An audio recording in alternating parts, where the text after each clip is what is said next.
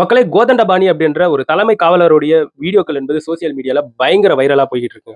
அந்த வீடியோஸ் எல்லாம் பார்க்கும்போது ஒரு பக்கம் மனசுக்கு கஷ்டமா இருக்கு. கவர்மெண்ட் இதுல வந்து கண்டிப்பா அவரை கன்சிடர் பண்ணணும். அவருடைய பிரச்சனை என்னதான்றத கொஞ்சம் காது குடுத்து கேட்கணும் அப்படின்ற மாதிரி தான் சொல்ல தோணுது. என்ன நடந்திருக்குன்றத ஒன் பை ஒன்னா உங்ககிட்ட வந்து ரொம்ப ஷார்ட்டா சொல்லிடுறேன். வணக்கம் மக்களே, நான் உங்க கோகுல். இது உங்க கோகுல் டேக். ஸோ இது போன்ற நியூஸ் எல்லாம் நீங்க தெரிஞ்சுக்கணும்னா கோகுல் டேக் சேனலை சப்ஸ்கிரைப் பண்ணிக்கோங்க. எனக்கு ஒரு சப்போர்ட்டிவா இருக்கும். என்ன நடந்திருக்குன்னா, ஓட்டேரி அப்படின்ற ஏரியால சென்னையில இருக்கக்கூடிய ஓட்டேரியில ஒரு தலைமை காவலராக ஒரு போலீஸ் ஸ்டேஷன்ல கோதண்டபாணி அப்படின்ற ஒரு தலைமை காவலர் வந்து இருக்காருங்க.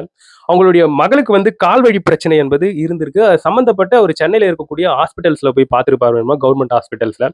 ஸோ அந்த ஹாஸ்பிட்டல்ஸ்ல முறையான சிகிச்சை வந்து அவங்களுடைய குழந்தைக்கு வந்து தரல. அதனால அவங்களுடைய அந்த குழந்தையுடைய கால் பாகம் என்பது நீக்கப்பட்டிருக்கு. ஸோ காலுடைய ஒரு பகுதி என்பது நீக்கப்பட்டிருக்கு அப்படின்ட்டு அவரு ரொம்ப நாளா இந்த குற்றச்சாட்டுகளை அடுக்கி, ஸோ இது போன்ற ஒரு பிரச்சனையை ஏற்படுத்தி இருக்கக்கூடிய மருத்துவர்கள் மீது சட்ட நடவடிக்கை எடுக்கணும் அப்படின்ட்டு அவர் வந்து போராடி இருந்தார் இதுக்கு முன்னாடி. பட் இதுக்கு முன்னாடி இருக்கக்கூடிய கவர்மெண்ட் அதுல வந்து பெருசா கன்சிடர் பண்ணல. ஸோ அதை வந்து அவங்க வந்து பெருசா கண்டுக்கல அப்படின்ற மாதிரியான குற்றச்சாட்டுகளை வந்து அடிக்க இருந்தது. அதை நீட்சியாக இப்போ ரீசெண்டா என்ன பண்ணியிருந்தாருன்னா, அவர் வந்து ஸோ முதலமைச்சர் விஜய் அவர்களை வந்து பார்க்கணும் அப்படின்ட்டு ஒரு போராட்டத்தை வந்து நடத்தியிருந்தாரு. அங்க இருக்கக்கூடிய காவலர்கள் அவரை வந்து தடுத்து நிறுத்தியிருந்தாங்க. கூடவே அவங்களுடைய அந்த பாதிக்கப்பட்டிருக்கக்கூடிய பெண் குழந்தையும் இருந்திருக்கு. ஸோ அந்த இடத்துல அந்த குழந்தை அழக்கூடிய விஷயங்களா இருக்கட்டும். ஸோ அந்த இடத்துல அவர் வந்து நான் விஜய் அவர்களை வந்து பார்க்கணும், முதலமைச்சர் அவர்களை வந்து பார்க்கணும், என் குழந்தைக்கு நடந்த அந்த அநீதியை வந்து கண்டிப்பா நான் சொல்லணும் அப்படின்ட்டு. ஸோ அந்த மனுஷன் அந்த இடத்துல வந்து குரல் கொடுக்கும்போது கூட அந்த குழந்தை அழுகக்கூடிய அந்த விஷயங்கள்லாம் பார்க்கும்போது உண்மையாவே மனசுக்கு ரொம்ப கஷ்டமா இருக்கு. ஸோ அதே சமயத்துல அவர் வந்து சில குற்றங்களையும் பதிவு செய்யறாரு. டிஎம்கே அரசாங்கத்தையும் வந்து அவர் வந்து விமர்சனம் செய்யறாரு. ஸோ இந்த இடத்துல வந்து ஒன்றிய அரசையும் அவர் வந்து ஒரு பக்கம் வந்து விமர்சனப்படுத்திட்டு வராரு. அவர் அப்படி என்ன சொல்றேன்னா, இந்த மாதிரி கடந்த ஆட்சியில 2021ஆம் வருடம் ஒரு குற்றம் என்பது நடக்குது. ஸோ அந்த குற்றத்துல என்னுடைய மகளுடைய கால்பாகம் என்பது துண்டிக்கப்படுது. இது சம்பந்தப்பட்டு அபிஷியல்ஸ் கிட்ட நிறைய பேர்கிட்ட மனுக்கள் என்பது கொடுத்துட்டேன்.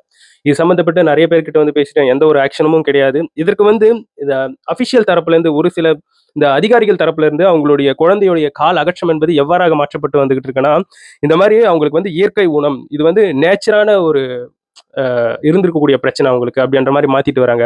இதெல்லாம் எந்த அளவுக்கு நியாயம் சார் அப்படின்ட்டு அவர் வந்து கதறிக்கிட்டு பிரஸ்ல வந்து இந்த மாதிரி வந்து பேசிக்கிட்டு இருக்காரு. ஸோ அத்தனை மீடியாக்கள் வந்து இடத்துல வந்து இருந்துகிட்டு இருக்கு. அது ஹாஸ்பிட்டல்ஸ் மீது வந்து நடவடிக்கை எடுக்கணும் அப்படின்ட்டு 2 ஹாஸ்பிட்டல் பேரை வந்து குறிப்பிடுறாரு. கவர்மெண்டோடைய முக்கியமான ஹாஸ்பிட்டல்ஸ். ஒன்று வந்து எக்மோர்ல இருக்கக்கூடிய குழந்தைகள் நல ஹாஸ்பிட்டல், இன்னொரு பக்கம் வந்து ராஜீவ்காந்தி ஹாஸ்பிட்டல் அப்படின்ட்டு 2 ஹாஸ்பிட்டல் பேரும் அந்த மனுஷன் வந்து குறிப்பிட்டிருக்காரு. ஸோ இந்த இடத்துல வந்து நம்மளுடைய கவர்மெண்ட் அவர் சொல்லக்கூடிய விஷயங்கள் என்னதான்றதை வந்து கன்சிடர் பண்ணா நல்லா இருக்கும். ஏன்னா இவர் வந்து ரொம்ப நாளா அவர் வந்து பார்க்கணும், அபிஷியல்ஸா பார்க்கணும், இன்னைக்கு வந்து முதலமைச்சர் விஜய் அவர்களை பார்க்கணும் அப்படின்ட்டு அவதிக்குள்ளாக்கப்பட்டிருக்காரு. அதே சமயத்துல அவர் வந்து சில விஷயத்தையும் பதிவிடுறாரு. ஸோ நான் இந்த மாதிரி பிரச்சனை பண்றதுல என்னுடைய மாத சம்பளமும் நிறுத்தி வைக்கப்பட்டிருக்கு. நான் சில பிரச்சனைகள் வந்து ஃபேஸ் பண்ணிக்கிட்டு இருக்கேன்.